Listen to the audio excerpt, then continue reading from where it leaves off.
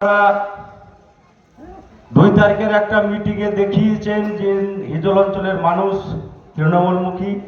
আজকেও আপনারা আবার এসছেন এত কাজ কামের মধ্যে দিয়েও। টাইমটা একটুকু শর্ট টাইমের মধ্যে করতে হয়েছে। তার কারণ আপনারা জানেন যে এই যে বিভিন্ন প্রকল্প, এই প্রকল্পকে সঠিকভাবে বাস্তবায়ন করতে গেলে আপনাদের সহযোগিতা ছাড়া হবে না। তাই আপনারা প্রতিটি গ্রামে আপনারা মেম্বারদেরকে এবং যেসব কন্ট্রাক্টররা যাবে তাদেরকে আপনারা সহযোগিতা করবেন।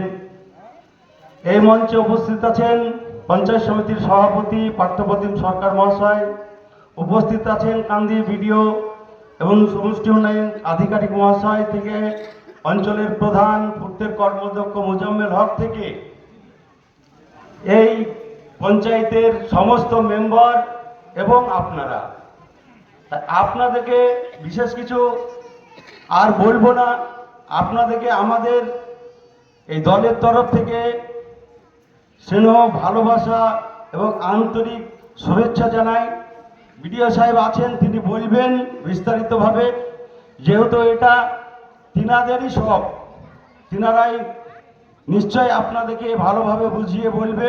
তবে আপনাদের কাছে একটাই অনুরোধ, আমার সরকার আপনার সরকার যে কথা বলে সেই কথা কিন্তু রাখে। অনেক লোকেই বলেছিল যে আমার পাড়া আমার সমাধান, 10 লক্ষ টাকা, আর মিথ্যা কথা বলছে। দেখুন, আজকে এখনো মনে হয় 2 মাস হয়নি, আমরা বাস্তবায়িত করেছি এবং গোটা মুর্শিদাবাদ জেলার মধ্যে আমরা ফার্স্ট। আপনারা শুনলে অবাক হবেন, এই গোটা মুর্শিদাবাদের মধ্যে আমরা ফার্স্ট পর্যায়ে আছি।